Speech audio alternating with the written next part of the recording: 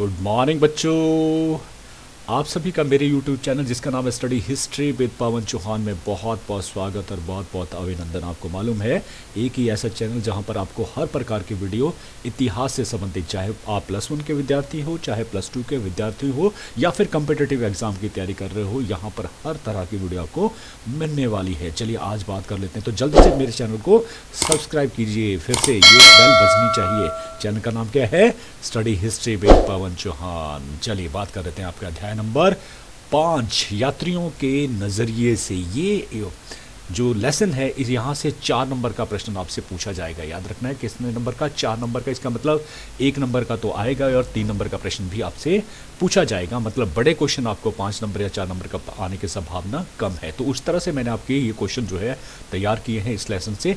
एक ही भाग में आपका ये सारा लेसन जो है होने वाला है। यहाँ इस चैप्टर में 10वीं शताब्दी से लेकर 17वीं शताब्दी के बीच में भारतवर्ष में जो भ्रमण करने के लिए लोग आए उनमें नाम आता है अल बरूनी। याद रखना, Al Biruni, Ibn Battuta, Francois Bernier, Abdul Razzak, इनके बारे में जो है, क्योंकि यही इंपॉर्टेंट है, इनके बारे में आज हम पढ़ने वाले हैं और इनके वृत्तांत क्या क्या बता रहे हैं। देखिए अल बरूनी ने जो किताब लिखी उसका नाम था किताब उल हिंद। याद रखना पड़ेगा, किताब उल हिंद किसने लिखा? अल बरूनी ने। तो यहाँ से क्या क्या पता लगता है? वो लगता है जाति प्रथा के बारे में, वर्णाश्रम के बारे में और स्त्रियों की स्थिति, और भी चीज़ लगता है, लेकिन ये ज़्यादा इंपॉर्टेंट है इसलिए आपने इनको पढ़ना है। इवन बतूता आते हैं। इवन बतूता जो है वो 14वीं शताब्दी में आते हैं, ये 11वीं शताब्दी में आई। इस तरह से याद रखना कि 11वीं शताब्दी में कौन आए थे? वो थे अल बरूनी। फिर 14वीं शताब्दी में कौन आया? Even Battuta. और इन्होंने जो किताब लिखी उसका नाम है रिहला। क्या नाम है? रिहला। और इनकी किताब से जो सबसे ज़्यादा अचंभित करने वाली बातें जो है पता लगता है, उनमें डाक प्रणाली सबसे इंपॉर्टेंट है। ठीक है, डाक प्रणाली। और भी बताता है नारियल पेड़ के बारे में, क्योंकि जितनी भी जो अद्भुत चीज़ें थी उनके बारे में अगर ज्ञान किसी ने दिया तो इवन बतूता थे अपनी किताब रिहला में। फिर आता है फ्रांसवा बर्नियर। याद रखना, ये जो फ्रांसवा बर्नियर थे ये आया 17वीं शताब्दी में। और फ्रांस मतलब है ना देश का नाम है, तो वहाँ से यूरोप देश से ये आए थे फ्रांसवा बर्नियर। और इन्होंने जो किताब लिखी उसका नाम था travels in the Mughal empire. मतलब जो मुगल एम्पायर थे, खासतौर पर जो औरंगजेब का राज था उस समय भारतवर्ष में आए थे। ठीक है, तो यहाँ से जो वृत्तांत है उन्होंने जो लिखा है उनमें सबसे ज़्यादा जो इम्पोर्टेंट है वो है सती प्रथा। तो ये 3 जो आपके भ्रमण करने वाले लोग थे जिन्होंने अपने वृत्तांत लिखे, किताबें लिखी, उनसे बहुत सारा नॉलेज जो है हमें उस समय का जो मिलता है। लास्ट में हम बात करेंगे अब्दुल रज़ाक। देखिए ये भी जो है देवराज द्वितीय उसमें विजयनगर साम्राज्य का शासन कर रहे, तो दक्षिण की तरफ भी जो है अगर कोई गया तो वो अब्दुल रज़ाक थे।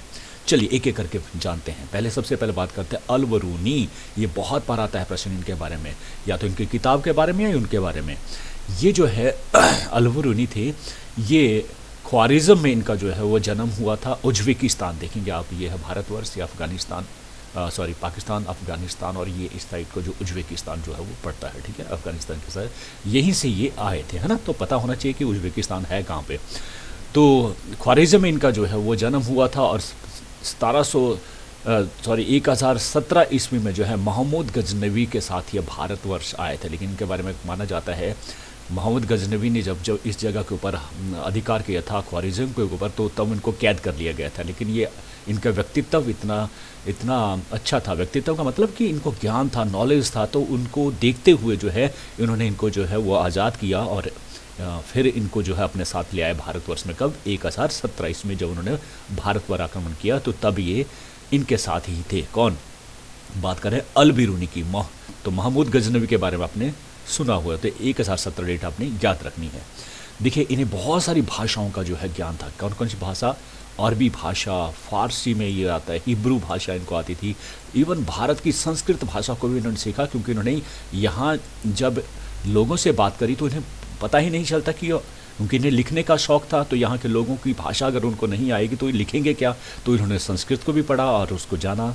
देखिए कितनी बड़ी बात है। सीरियाई भाषा, जहाँ जहाँ गए जो भी नई भाषा है उनको उन्होंने सीख लिया। इतने ज्ञाता थे ये भाषाओं के। ठीक है, इसका मतलब और विषय, देखिए विषयों के बारे में, भौतिकी के बारे में इनको जो है बहुत नॉलेज था। रसायन शास्त्र भी जानते थे, खगोल शास्त्र भी जानते थे, ज्योतिष शास्त्र भी जानते थे और गणित भी जानते थे, है ना। साइंस के भी विद्यार्थी थे। तो देख सोचिए ऐसे लोग दुनिया में बहुत कम हुए, तो इसलिए अल बरूनी बहुत इंपॉर्टेंट है इस चैप्टर में। तो यहाँ पर देखिए अब क्या 1048 ईस्वी में 75 वर्ष की आयु में इस महान जो विद्वान थे इनकी मृत्यु हो जाती है। क्योंकि आपको 3 नंबर का प्रश्न पूछा जाता तो ये काफ़ी है 3 नंबर के लिए, तो याद रखना अल-बरूनी के बारे में ऐसे भी मालूम होना चाहिए। बाद में कम्पिटिटिव एग्जाम में ज़्यादातर प्रश्न इन्हीं से पूछे जाते हैं। फिर आता है इन्होंने जो किताब लिखी उसका नाम था किताब उल हिंद। क्या नाम था? किताब उल हिंद। अल-बरूनी जो है 1031 ईस्वी में गजनी में भारत से संबंधित जिस सर्वाधिक प्रसिद्ध ग्रंथ की रचना की थी उसका नाम था किताब उल हिंद। लेकिन इसे और 2 नाम से भी जाना जाता है। नाम क्या है?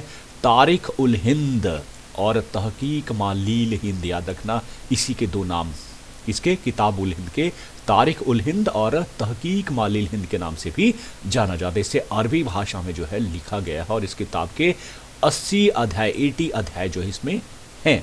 वास्तव में किताब उल हिंद जो है वो 11वीं शताब्दी, क्योंकि 11वीं शताब्दी आए ना, याद रखना 11वीं शताब्दी में भारतवर्ष में आए थे। तो 11वीं शताब्दी का अगर भारत की सभ्यता और संस्कृति के बारे में खासतौर पर जानना हो, सभ्यता और संस्कृति के बारे में, तो जानकारी कहाँ से मिलेगी आपको? किताब उल हिंद से। अब मैं बता दूँ कि जितने भी मैंने ये किए हैं ना, बोल्ड किए हैं, बस इतनों को याद कर लीजिए और सारे प्रश्न, कोई भी प्रश्न यहाँ से 3 नंबर आएगा तो यहाँ से आएगा। आप इवन देखिए क्या है 1031, मतलब अल-बरूनी ने जो है 1031 में इस प्रसिद्ध ग्रंथ की जो रचना की थी, किसकी? किताब उल हिंद। ये नाम क्या है इसके? 2 या इनको याद कर लीजिए। अरबी भाषा मतलब इसे अरबी भाषा में लिखा गया था। 80 अध्याय मतलब किताब के 80 अध्याय थे।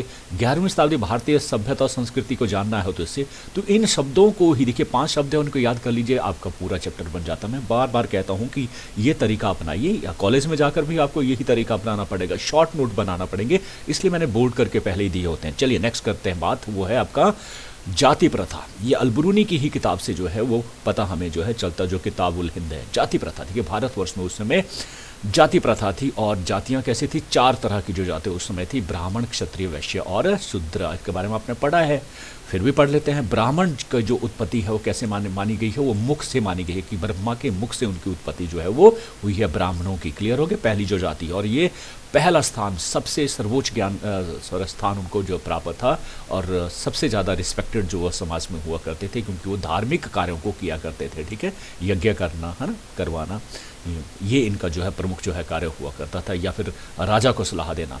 फिर दूसरा ख आता है, वो है आपके कौन? क्षत्रिय। तो क्षत्रिय किसका, कहाँ से हुए? ब्राह्मण की भुजाओं से हुए क्षत्रिय, और इनका कार्य होता था संचालन करना, राज्य का संचालन करना या फिर सुरक्षा करना, इनका कार्य हुआ करता था। दूसरा महत्वपूर्ण स्थान उनको प्राप्त था समाज में। तीसरा जो स्थान था वो वैश्यों को प्राप्त था। तो वैश्य जो है माना जाता हो कहाँ से? जांग से, जो है ब्रह्मा की जांग से उत्पन्न हुए थे, और इनका कार्य क्या था? कृषि करना, व्यापार करना, है ना, ये इनका कार्य होता। माना जाता है कि जो ब्राह्मण क्षत्रिय था उनकी तुलना में इस जाति को समाज में निम्न माना जाता था, इतना अच्छा स्थान उनका नहीं था ये। लेकिन आने वाले समय में जैसे जैसे समय व्यतीत होता चला गया तो ये तीसरे जो लोग थे, इन्होंने कृषि और व्यापार, खासतौर पर जो व्यापार था उससे अपनी स्थिति को सुधारा, और जब स्थिति सुधर जाती है तो समाज में जो है स्थान अपने आप बन जाता है रिस्पेक्टेड। तो आज की डेट में सबसे ज़्यादा अमीर जो लोग हैं वो तीसरे वर्ग के, इसलिए जो है उनका समाज में अच्छा स्थान होगा। लेकिन ये प्रारंभिक जो बात कह रहा है कौन? अल-बरूनी कह रहा है कि उनको निमन समझा जाता है, बुरा समझा जाता था।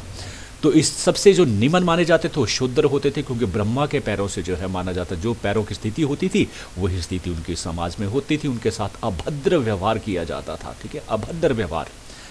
फिर अधिकारों से वंचित, सभी प्रकार के अधिकार, शिक्षा का भी अधिकार, सोचिए किसी भी प्रकार का अधिकार, मतलब एक तरह से दास वाली जो स्थिति थी वो किसकी थी? शूद्रों की थी। और इनके पास किसी भी प्रकार का जो है वो पैसे कमाने का साधन बिल्कुल भी नहीं था। तो अंतिम में कहता है कि उस समय जो स्थिति बता रहा है अल-बरूनी, अंतिम जो 2 वर्ण थे जिसमें जो है वैश्य भी शामिल थे और शूद्र भी शामिल थे, इनकी स्थिति में ज़्यादा अंतर नहीं था, एक तरह की स्थिति इनकी थी।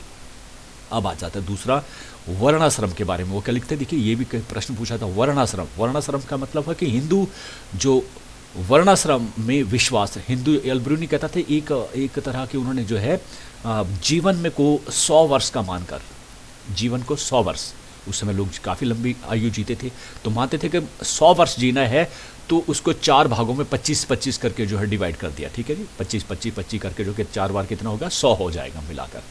तो पहले 25 वर्ष को जो है ब्रह्मचार्य आश्रम का पालन करना पड़ा। ब्रह्मचार्य मतलब विवाह नहीं होगा, 25 वर्ष की आयु के बाद ही विवाह होगा। उससे पहले क्या करेंगे, वो शिक्षा ग्रहण करेंगे। कहाँ जाएंगे, वनों में। उसमें गुरु लोग जो है वो कहाँ होते थे, गुरुकुल। मर गुरुकुल कहाँ होता था, वनों में जाकर जो है वो सीखते, चाहे राजा का बेटा हो, चाहे, देखिए ये बड़ी अच्छी बात थी उस समय की, जो है शिक्षा का जो है केवल मात्र एक ही संस्थान होते थे, गुरुओं के जो आश्रम होते थे। राजा को भी वहीं भेजना पड़ता था अपने बच्चे को, है ना। आज की शिक्षा क्या हो गई, जो है जो बड़े लोग हैं गुरु उनके घर पहुंच रहे हैं या फिर उनके लिए अलग से स्कूल बनाए गए हैं। तो ये स्थिति उस समय थी। तो पहले 25 हो गया ब्रह्मचर्य आश्रम, तो शिक्षा करेगा ग्रहण, अनुशासन सीखेगा, ये सबसे पहला काम। फिर ख होता गृहस्थ, मतलब अब उसका विवाह होगा अगले 25 वर्ष में। जब 25 साल का हो गया तो अब विवाह करेगा और गृहस्थ आश्रम जो शुरू करेगा। बच्चों का लालन पालन पोषण करना, पैसे कमाना, वो लेकर आना, और गृहिणी जो है उसका ख्याल रखना, ये सारी बातें जो है वो ख मतलब दूसरा हिस्सा जो है वर्णाश्रम का, और वो है गृहस्थ आश्रम। फिर आता है वानप्रस्थ। अब हो गया 50 से ऊपर। 50 से ऊपर जैसे होगा तो क्या होगा, अब 50 तक जो है उसके बच्चे भी जो है अपने पैरों के ऊपर खड़ चुके होंगे। तो अब उनसे जो है वो किया जाता है कि वो बच्चों की तरफ से ध्यान अपना हटाए और अपने बारे में सोचना शुरू करे। अब फिर से उसके एक और शिक्षा लेना पड़ेगी, और कौन सी शिक्षा होगी, आध्यात्मिक और दार्शनिक, और उसे भी अपने गुरुओं से लेना पड़ेगा। और गुरु कहाँ मिलेंगे आपको, वन में मिलेंगे। तो वन की तरफ प्रस्थान करना जो है वो कहा गया वानप्रस्थ। क्यों जाना, आध्यात्मिक और दार्शनिक शिक्षा प्राप्त करने के लिए, ठीक है। ये अगला 25 वर्ष मतलब 75 वर्ष की आयु में यही कार्य जो है वो 50 से लेकर 75 के बीच में यही कार्य जो है वो करेगा, ठीक है भाई। फिर चौथा आ गया वो है संन्यासारम, मतलब 75 वर्ष की आयु के बाद अब वो क्या करेगा, पूरी तरह से आध्यात्मिक दार्शनिक शिक्षा उसने प्राप्त कर ली है। अब उस पर चलते हुए वो अपना जीवन जो है वन में ही बिताएगा, मतलब छोड़कर चला जाएगा अपने सभी बाल बच्चों को छोड़कर, और अपने भगवान की तरफ जो है ध्यान लगाएगा वन में जाकर। और इस प्रकार से ये 4 जो है, और इस प्रकार से मोक्ष प्राप्त करेगा। ये माना जाता था कि अब इस तरह से जीवन जीने से वो अंततः मोक्ष को प्राप्त करता है, ठीक है। तो ये है वर्णाश्रम, ये भी बहुत इंपॉर्टेंट है। अब आ जाता है स्त्रियों की स्थिति, जो अल-बरूनी ने बताई। कहते हैं कि अल-बरूनी के जो अनुसार स्त्रियों की स्थिति जो है वो समूचे तौर पर जो है अच्छी कह सकते हैं, लेकिन ये भी उच्च कुल की जो स्त्रियां थी उनके बारे में कहता है। धार्मिक जो कार्य थे उनके बिना, धार्मिक कार्यों में स्त्री का होना, आज भी देखिए जब भी कोई कार्य होता है तो स्त्री को साथ जो है बिठाया जाता है। मतलब धार्मिक कार्यों में पूर्ण जो है उनको हम एक तरह से आज़ादी भी कहेंगे, या उनके बिना कोई भी कार्य जो है पूर्ण नहीं माना जाता था। बाल विवाह की प्रथा उस समय जो प्रचलित थी। बाल विवाह कभी वो छोटा ही है, समझ नहीं, और उसका विवाह बचपन में ही कर देना, ये बुरी प्रथा उस समय जो है प्रचलित थी। इसके अलावा पुनर्विवाह की आज्ञा नहीं थी। एक बार विवाह हो गया, दूसरा विवाह नहीं कर सकते थे।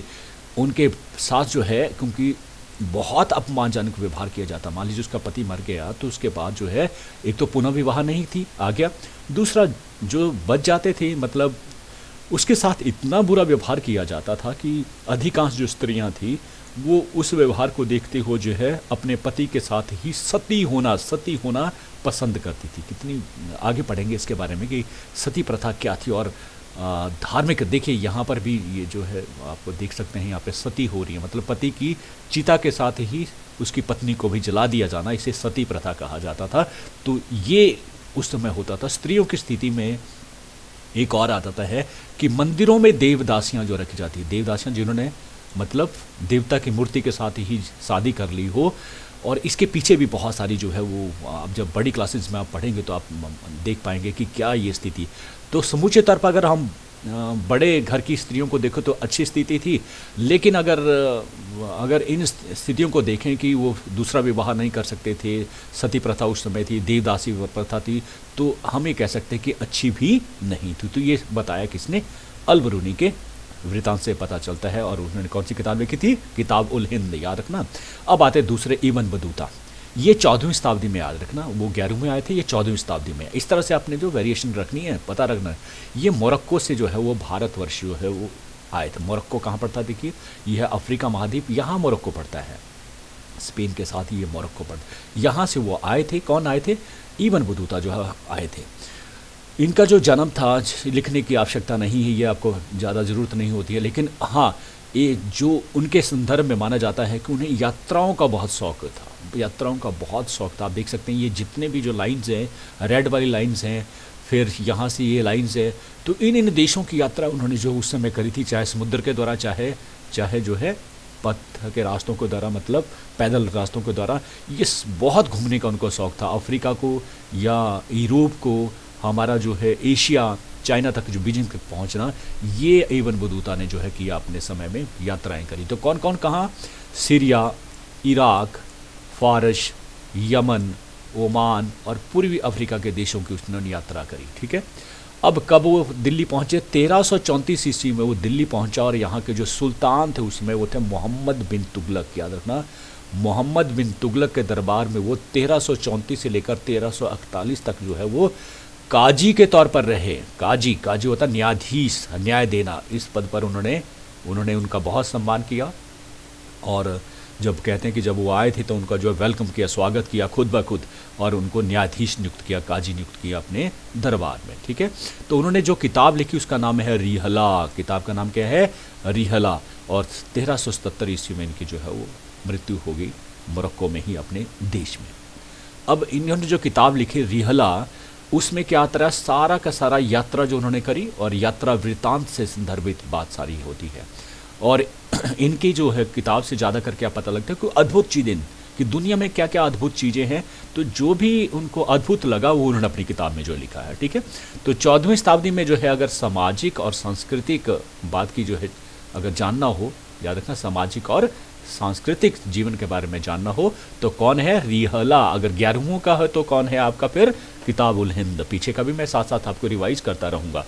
तो रिहला को लिखने के जो कार्य था वो 1354 ईस्वी में जो है मोरक्को के जो सुल्तान थे, मोरक्को के सुल्तान जहाँ से आए थे, अबू इनान के सहयोग से ही जो है आरंभ किया। उन्होंने कहा, जब वो वापस गए तो जो है वहाँ उनके जो सुल्तान थे जिनका नाम था अबू इनान, उन्होंने कहा कि जो है जो भी आप जहाँ गए हैं उनके बारे में लिखिए, हम भी जानना चाहते हैं।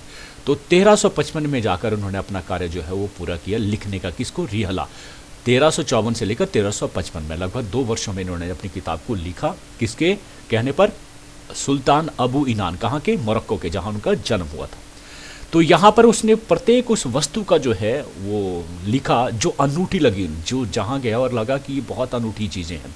किन किन चीज़ों के ऊपर? जैसे कि नारियल के बारे में उन्होंने लिखा, पान जो खाते थे लोग, भारतीय शहरों के बारे में, बाजार, कृषि, व्यापार, डाक प्रणाली और दासों के बारे में उन्होंने लिखा। और इसमें सबसे इंपॉर्टेंट आता है भारतवर्ष की डाक प्रणाली, जो कई बार आया है, तो वो जान पाएंगे क्या है। देखिए, डाक प्रणाली, इब्न बतूता कहता है कि जो डाक प्रणाली थी वो बड़ी चकित करने वाली थी भारतवर्ष की। कैसी चकित करने वाली? ये कहता है कि जो सुल्तान था उस समय का, वो अपने साम्राज्य की कोई भी घटना हो, उन घटनाओं को, देखिए पहले तो ये जान लीजिए कि सिंध जो है वो पाकिस्तान में पड़ता है, और दिल्ली, जहाँ से यात्रा करने में जो है 50 दिन लगते हैं। कितने लगते हैं? 50 दिन। पैदल चलते थे ना उस समय ज़्यादातर अधिकतर लोग, या फिर जो घुड़सवार घोड़े ले लिया, कुछ कर दिया, तो 50 दिन जो है वो लगते थे। लेकिन ये कहता है कि गुप्तचर जो थे, सुल्तान के जो गुप्तचर थे, वो सुल्तान की जो खबर थी उस डाक प्रणाली के तहत जो है केवल 50 दिन का काम केवल 5 दिन में ही पहुंच जाती थी। क्लियर है? तो इस प्रकार से ये जो डाक प्रणाली थी ये अपने आप में बहुत जो है वो क्या थी? अचंभित करने वाली थी। ये किसने कहा? ये कहा आपके इब्न बतूता ने अपनी रिहला पुस्तक में, इसके वर्णन उन्होंने किया है। तो अनोखी बात। तो ये कई बार प्रश्न आपको आता है। लेकिन ये कहता है इस डाक प्रणाली से सबसे अधिक जो फ़ायदा हुआ वो व्यापारियों को हुआ, क्योंकि उनकी जो बातें थी, मतलब कोई भी चीज़ उनकी जानकारी चाहिए तो इमीडिएटली पहुंचती भी थी, और सामान भी उसे पहुंचाना जो है संभव हुआ इस व्यवस्था के कारण। अब आ जाता है फ्रांसवा। तीसरा जो है वह फ्रांसवा वर्नियर। नाम से ही पता लग जाता है कि वो फ्रांस के थे। लेकिन ये 17वीं शताब्दी में, देखिए याद रखिए फिर से, अल-बिरूनी आया 11वीं शताब्दी में और इब्न बतूता आया 14वीं शताब्दी में। फ्रांसवा बर्नियर जो है 17वीं शताब्दी। आपको क्वेश्चन पूछा जाए कि 17वीं शताब्दी में कौन भारतवर्ष में आया था, तो याद रखना पड़ेगा वो फ्रांसवा बर्नियर थे और फ्रांस के वो थे। ठीक है। उनका जो जन्म होता कहाँ था? फ्रांस में हुआ था। देखिए ये भी बहुत योग्य थे, मतलब अल-बिरूनी ने जैसी योग्यता थी वैसे ही फ्रांसवा बर्नियर में थे। वे महान चिकित्सक भी थे, राजनीतिज्ञ भी थे, दार्शनिक भी थे, और एक इतिहासकार के तौर पर भी 4 तरह की क्वालिटी उनके अंदर थी, है ना। और ये माना जाता है कि गरीब परिवार के कृषक जो समाज से ये आए थे। ये जो है मुगल, मैंने बताया था कि मुगलों के शासनकाल में, औरंगजेब के शासनकाल में भारतवर्ष में आए थे। कब? 1656 से लेकर 1668 ईस्वी तक वो भारतवर्ष में रहे, और फिर उसके पश्चात वो वापस चले जाते हैं पेरिस में। पेरिस कहाँ? जो है फ्रांस की राजधानी का नाम है पेरिस, तो वहाँ पर वो पहुँच जाते हैं। यहाँ पर जो सम्राट हैं, जो राज कर रहे हैं, वो है लुई 14वां। क्या नाम है? लुई 14वां। उन्होंने उनका भव्य स्वागत किया कि एक महान जो है विद्वान जो है वो वापस लौटा है, और उन्होंने क्या किया, उनसे जो है वो अनुरोध किया कि भाई कृपया करके जो आपने देखा है, जो भी आपने जाना है, उसके ऊपर जो है कुछ लिखिए, किताब लिखिए। तो उन्होंने एक किताब लिखी जिसका नाम था travels in the Mughal empire का, लिखा ट्रेवल्स इन द। देखिए भारत जो है ना, पहले से ही पश्चिम देशों का जो है वो प्रमुख केंद्र रहा है जानने के लिए कि क्या क्या है वहाँ पर, कैसे लोग हैं, क्या वहाँ संभावना है हमारे लोगों की, क्योंकि उन लोगों का हमेशा ध्येय रहा है कि एक्सप्लॉइट करना, मतलब व्यापार करना और उससे मुनाफा कमाना। तो उन्होंने कहा, भाई किसने कहा? लुई 14 ने कहा। किसको कहा? फ्रांसवा बर्नियर को, कि आप जो है अपने बारे में लिखिए जो आपने देखा वहाँ पर। तो उन्होंने 1670 ईस्वी में जाकर इसको जो है वो पूर्ण किया और उसका प्रकाशन किया। किसका? Travels in the Mughal empire. तो ये डेट भी आपने याद रखनी है। फिर 1688 ईस्वी में जो है फ्रांसवा बर्नियर की जो है वो मृत्यु हो गई थी। अब आता है कि इन्होंने जो लिखा travels in the Mughal empire, उसमें क्या है? तो ये तो मालूम है कि इसने लिखा है, ये फ्रांसवा बर्नियर ने लिखा है। कब लिखा था वैसे? प्रकाशन किया गया 1670 ईस्वी में। किसके कहने पर? लुई 14वें के कहने के ऊपर जो है वो किया, और उन्हें पूरी तरह से सम्राट को ही ये समर्पित किया है, क्योंकि सम्राट के कहने पर ही इन्होंने किया था। उस समय भारतवर्ष में कौन थे? औरंगजेब थे। तो औरंगजेब के शासनकाल के बारे में अगर जानना हो तो travels in the Mughal empire उस समय की सामाजिक और उस समय की आर्थिक दशा के बारे में ये प्रकाश डालता है। कौन? Travels in the Mughal empire. बार बार कहने से देखिए कोई चीज़ याद हो जाती है। इसका उद्देश्य देखिए बड़ा इंपॉर्टेंट है जानना। फ्रांसवा बर्नियर का जो उद्देश्य था इसको लिखने का, वो था कि भारत की तुलना जो है, भारत की तुलना जो भारत में विकास हो रहा था उसकी तुलना करना यूरोप के साथ, ठीक है, और ख़ास तौर पर फ्रांस के साथ। यूरोप के तो है लेकिन फ्रांस के साथ, है ना जी। तो एक तरह से अगर देश की बात करें तो भारत की तुलना करना फ्रांस के साथ, या फिर जो है अगर महाद्वीप की बात करें तो जो है वो एशिया महाद्वीप की बात करना किसके साथ? यूरोप महाद्वीप के साथ। तो तुलनात्मक अध्ययन है किताब travels in the Mughal empire. और उन्होंने जो है जो तुलना करी है वो ये बताने की कोशिश करी है कि जब देखिए भारत कितना दयनीय था, और देखिए फ्रांस कितना जो है अमीर देश, और कितने अच्छे लोग हैं यहाँ पर, कितने, और भारतवर्ष में कितना बुरा जो है वो स्थितियाँ हैं। इस प्रकार का जो है वर्णन जो है आपको मिलेगा travels in the Mughal empire, ठीक है। तो भारत का जो या पश्चिमी जो दुनिया बताई गई, भारत वाला जो इलाका, वो हमारा जो क्या पड़ता है? पश्चिमी दुनिया की, अगर हम कहें तो पूर्वी दिशा में पढ़ते हैं और वो पश्चिमी दिशा में पढ़ते हैं ना, आपको पढ़ाया है मैंने। तो पश्चिमी दुनिया जो है ये बोलते हैं कि तुलना में जो हमारा जो स्थिति है वो कैसे निम्न कोटि की है। मतलब पश्चिम दुनिया को उन्होंने अच्छा बताया, और जो पूर्वी दुनिया जो जहां हम रहते हैं उनको निम्न कोटि का उन्होंने बताया। Travels in the Mughal empire, ये 3 नंबर का प्रश्न। अब आता है इनके वृतांत से जो अधिक जानकारी मिलती है वो सती प्रथा के बारे में, जिसको हमने अलबरूनी के समय भी पढ़ा। सती प्रथा, देखिए सती प्रथा, फ्रांसवा बर्नियर जो है सती प्रथा का बहुत ही मार्मिक जो है वो दृश्य पैदा कर जो है बताता है। ये कहता है सबसे अमानवीय प्रथा दुनिया में, अगर कोई अमानवीय प्रथा देखी उसने फ्रांसवा बर्नियर का, ये भारतवर्ष में है अमानवीय प्रथा। इसके अनुसार क्या किया जाता है कि एक पति जब मृत्यु हो जाती है तो उसकी पत्नी को जो है वो जीवित जला दिया जाता है चिता के ऊपर। जो आपका ये फोटो पहले भी दिखाया था मैंने। अब देखिए ये चिता है और इसके ऊपर जो है ये पति जो है रखे गए हैं।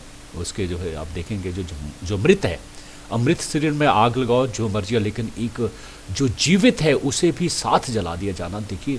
और वो भी धार्मिक कृत्य इसको माना जाता था। अपने आप में सचमुच जब रोंगटे खड़े हो जाते हैं, ऐसी चीज़ें जो है भारतवर्ष में रही हैं, हमारे धर्म से रिलेटेड बातें रही हैं। क्या किया जाता है स्त्री को, क्योंकि क्यों जलना पड़ता था, ये सबसे इंपॉर्टेंट कि उसे जलना क्यों पड़ता था, क्योंकि अगर वो बच जाती है और नहीं जाती है तो उसके बाद उसके साथ जो व्यवहार किया जाता था वो बहुत बदतर था। तो उस जिंदगी से बेहतर वो समझती थी कि मैं अपने पति की चिता के साथ ही मर जाऊं। तो इसमें देखिए क्या किया जाता था कि स्त्री को सती करने के लिए सबसे पहले उससे स्नान करवाया जाता था, ठीक है जी। फिर अच्छे कपड़े और आभूषण पहनाए जाते थे, और फिर उसे सती वाले स्थान पर जुलूस के रूप में जुलूस निकला जाता था। और जुलूस भी कैसे, ढोल नगारों के साथ। देखिए ये नगारे हैं, ढोल भी इधर बज रहे हैं, कोई हाथ की ओर शोर करना, मतलब क्योंकि आपको मालूम होगा मालूम क्या होगा, जब आप सोचिए थोड़ी सी आग लगने पर, आग जलने पर जो है आपको कितना कितना जो है वो दर्द होता है और कितने चिल्लाने की आवाज़ होगी। तो उससे बचने के लिए, उसकी आवाज़ तक ना आए, लोग जो है उसको भयभीत ना हो, तो इस तरह से ढोल नगारे बजाकर जो है उसको जो है वो चीता पर जो रख कर जलाया जाता। तो मैं कहता हूँ जब भी मैं इसको वृतांत को आता तो मैं, मेरे शब्द नहीं रहते कि मैं किन शब्दों में इसका जो हो। तो ये बहुत बहुत बहुत जो है, जैसे राजा राम मोहन राय ने भी अपने परिवार में इसी प्रथा को देखा था, तो उन्होंने बहुत जो है इसके लिए काम किया और बाद में अंग्रेजों ने इस प्रथा को जो है ख़त्म किया था। तो ये अपने आप में बहुत बुरी जो है प्रथा थी। वहाँ जब स्त्री को जो है, जिसको अग्नि देवी की उपासना करती थी और फिर चीता में जल जाती थी, विधवा का जो जीवन था नरक के समान था, इसलिए उसने वो काम जो है पसंद करती थी। अगर कोई लेडी जो इनकार करे, है ना, तो करने वाली जो लेडीज़ थी, स्त्रियाँ थी, उनके हाथ पाँव बांध कर जो है उसे जबरन चीता पर जलाकर फेंक दिया जाता था। तो सोचिए ये व्यवस्था थी। तो ये बताया किसने, फ्रांसवा बर्नियर ने। अंतिम आते हैं अब्दुल रज़ाक के बारे में। अब्दुल जो रज़ाक थे वो खुरासान, देखिए खुरासान उस समय जो अफ़गानिस्तान, जो तजाकिस्तान, उज्बेकिस्तान और जो ईरान का पूर्वी हिस्सा, उसको मिलाकर अधिकतर जो अफ़गानिस्तान पड़ता, ठीक है। तो ये वाला जो हिस्सा पड़ता था, ये यहाँ से वो आए, खुरासान से वो, और वहाँ के जो शासक थे जिनका नाम था शाहरुख खान, याद रखना शाहरुख खान आपको याद रहेगा। तो उनके राजदूत बनकर यह भारतवर्ष में आए थे, राजदूत है ना बनकर भारतवर्ष में आए। कहाँ आए थे, विजयनगर साम्राज्य में, जो दक्षिण भारत का सबसे जो है इंपॉर्टेंट राज्य था, विजयनगर हिंदू साम्राज्य था। तो वहाँ देवराज द्वितीय जो शासन कर रहे थे, उनके दरबार में राजदूत रहे। कब से लेकर 1442 से लेकर 1443, लगभग 2 वर्षों तक वहाँ पर वो रहे। उन्होंने 15वीं शताब्दी, याद रखना ये 15वीं शताब्दी में आए थे विजयनगर साम्राज्य। और वहाँ का अगर 15वीं शताब्दी विजयनगर साम्राज्य के बारे में जानना हो तो कौन बताएगा, अब्दुल रज़ाक के जो वृतांत हैं उनसे पता लगता है, ठीक है जी। उन्होंने विजयनगर साम्राज्य की अर्थव्यवस्था पर खास तौर पर जो प्रकाश डाला है कि कैसे थे वहाँ पर भव्य जो है महल बने हुए थे, सुंदर मंदिर बने हुए थे। तो ये सारी जानकारी जो है वो अब्दुल रज़ाक जो देते हैं। तो विजयनगर साम्राज्य के बारे में अगर सबसे प्रामाणिक बहुमूल्य जो स्रोत है वो अब्दुल रज़ाक के जो है वो वृतांत है, ये याद रखने वाले। और 1482 ईस्वी में इस महान विद्वान की मृत्यु हो गई। क्लियर हो गया। तो ये है 4 हमने जो है ट्रैवलर्स जो है वो पढ़े, बहुत ही इंपॉर्टेंट है। इनमें से कोई एक आपको आएगा उनकी किताब के बारे में, या फिर उनके बारे में आपको बताना होगा, या उन्होंने सती प्रथा के बारे में लिखा वो भी आ सकता है। तो मैंने कहा ना इनमें से कोई प्रश्न जरूर आएगा। अब चलते हैं अंतिम, देख लेते हैं कि आपने कितने अच्छे से इसको जो है सुना है। एक एक करके आपने मुझे बताना है। सबसे पहला अल-बिरूनी डैश शताब्दी में मध्य डैश का सबसे महान विद्वान था। मैंने साथ साथ आपको बताया है। तो कौन सी शताब्दी में आया था, 11वीं शताब्दी में आया था। और कहाँ, मध्य एशिया का सबसे महान विद्वान था। याद रखना मध्य एशिया से वो आए थे। कौन, अल-बिरूनी। दूसरा आता है वह 1017 ईस्वी को डैश से भारत आया था। याद कीजिए इसके साथ जो भारतवर्ष में आया था वो था महमूद गजनवी के साथ भारत आए थे। तीसरा 1048 ईस्वी में 75 वर्ष की आयु में इस महान विद्वान की डैश में मृत्यु हो गई थी। कहाँ इसकी मृत्यु हुई थी, गजनी में, ये नहीं बताया, लेकिन याद रखना गजनी में अफगानिस्तान में इसकी मृत्यु हो गई थी। चौथा अल-बिरूनी ने 1031 ईस्वी में गजनी में भारत में संबंधित जिस सर्वाधिक ग्रंथ की रचना की उसका नाम था, याद कीजिए, बिल्कुल सही कहा, किताब उल हिंद। पांचवा, इस किताब के कितने अध्याय थे, याद रहा, 80, बिल्कुल सही कहा। छठा ये रहा, मानव जीवन को 100 वर्षों का मानकर कितने कितने वर्ष रखे गए थे आश्रम में, बिल्कुल ठीक कहा, 25-25 वर्ष के कितने आश्रम बनाए, 4 आश्रम बनाए, ये भी सही कहा आपने। सातवां, 14वीं शताब्दी में भारत में जिन विदेशी यात्रियों ने यात्रा की उनमें, अब आता 14वीं, 11वीं में ये थे, 14वीं में कौन आए, याद कीजिए, ये वन बंधुता, बिल्कुल सही कहा।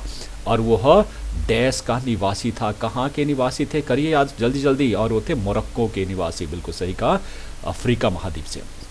फिर बात कर लेते हैं, उसने अपनी यात्रा वृत्तांत के संबंध में डैश नामक पुस्तक, कौन सी पुस्तक लिखी थी बताइए, इब्न बतूता की बात हो रही है, मोरक्को। फिर अब आता था रिहला, बिल्कुल सही कहा, रिहला। फिर आता 9वां, डैश शहर में प्रवेश के लिए डैश द्वार बनाए गए थे। डैश शहर की बात हो रही है। कौन से शहर की बात हो रही है? ये दिल्ली शहर की बात हो रही है, याद रखना। ये मैंने नहीं बताया, लेकिन याद रखना ये इंपॉर्टेंट है, इसलिए मैंने आपको लिया। दिल्ली शहर में प्रवेश के लिए जो है वो कितने द्वार उसमें बनाए गए थे? उनकी एक दीवार खड़ी की गई थी चारों तरफ, और उस दीवार में अंदर जाने के लिए आपको दरवाजे रखे। तो याद रखना दिल्ली शहर, और ये 28 दरवाजे उस समय हुआ करते थे। उन 28 में जो सबसे इंपॉर्टेंट जो दरवाज़ा होता था वो बंदायू दरवाज़ा था। सबसे विशाल और सबसे बड़ा बंदायू दरवाज़ा होता था। अगला ये रहा, जहाँ सिंध से दिल्ली तक की यात्रा में कितने दिन लगते थे? याद रहा होगा आपका, डाक प्रणाली में हमने पढ़ा है। तो कितने दिन लगते थे? 50 दिन लगते थे। वो गुप्तचरों द्वारा केवल मात्र कितने दिन में? 5 दिन में ही पहुंच जाता था संदेश जो है। ये गुप्तचर प्रणाली के बारे में जो है वो बहुत इंपॉर्टेंट। फिर आगे बात कर लेते हैं 11वां कि 17वीं शताब्दी में भारत आने वाले विदेशी यात्रियों में 17वीं शताब्दी 14 तक हो गया। 17वीं शताब्दी में जो आए थे वो थे कौन? फ्रांस से फ्रांसुआ बर्नियर, बिल्कुल सही है। 12वां, फ्रांसुआ बर्नियर डैश का महान चिकित्सक राजनीतिक, कहाँ? अभी मैंने बताया था फ्रांस के, बिल्कुल सही कहा। फ्रांस का एक महान चिकित्सक, राजनीतिक, दार्शनिक और क्या था? इतिहासकार भी था भाई। नेक्स्ट ये रहा, फ्रांसुआ बर्नियर सम्राट के अनुरोध पर भारत के भ्रमण संबंधी अपने ग्रंथ डैश का, कौन सी किताब उन्होंने लिखी थी? बड़ा इंपॉर्टेंट है, मुगल उसमें आता है, बिल्कुल, travels in the Mughal empire उन्होंने लिखी थी। फिर आता है फ्रांसुआ बर्नियर मुगल कालीन शहरों को डैश नगर कहते थे। किस तरह का नगर वो कहते थे? याद रखना, बताया नहीं, लेकिन इसको शिविर कहा जाता था। जो उस समय के जो शहर थे उनको शिविर कहता था फ्रांसुआ बर्नियर, ठीक है। मुगल कालीन शहरों को क्या कहते थे? शिविर कहते। उसके बाद 15वां, वह मुगल शासनकाल में डैश से डैश ईस्वी तक जो भारतवर्ष में रहे थे, औरंगजेब के शासनकाल में रहे थे, लेकिन बताना होगा कब से कब तक। तो 1656 से लेकर 1668 ईस्वी तक वो भारतवर्ष में उस समय औरंगजेब के शासनकाल में रहे थे। 16वां यह रहा, डैश ईस्वी में फ्रांस के एक महान विद्वान की मृत्यु होगी, ये बताना है। तो 68 के बाद याद होगा 88, लगभग 20 वर्षों के पश्चात उनकी जो है वो मृत्यु होगी 1688 में। फिर आता है अगला कि अब्दुल रजाक खुरासान के शासक, याद रहा होगा, मैंने कहा था ना, एक्टर आज के वो है शाहरुख खान के, वो राजदूत बनकर आए थे भारतवर्ष में। और 18वां ये रहा, 42-43 में विजयनगर के शासक, किसके, कौन थे उस समय शासक? याद रखिए, देवराज द्वितीय के दरबार में वो उस समय राजदूत बनकर रहे थे। किसकी तरफ से आए थे वो? शाहरुख खान जो है की तरफ से, जो खुरासान के शासक थे उनकी तरफ से ये राजदूत के तौर पर भारतवर्ष में आए थे। क्लियर हो गया? तो ये आपने अच्छे से पढ़ा, और क्या मैं अच्छे से आपको समझा पाया? अगर अच्छे से समझा पाया है तो मैं फिर से कहूँगा मेरे चैनल को जरूर सब्सक्राइब कीजिएगा, और लाइक करना तो बिल्कुल भी नहीं भूलिएगा। अगर आपको कुछ बात कहनी हो तो आप जाकर जो है वो लिख भी सकते हैं, मैसेज कर भी सकते हैं। थैंक यू जो मुझे आपने ध्यान से सुना और समझा।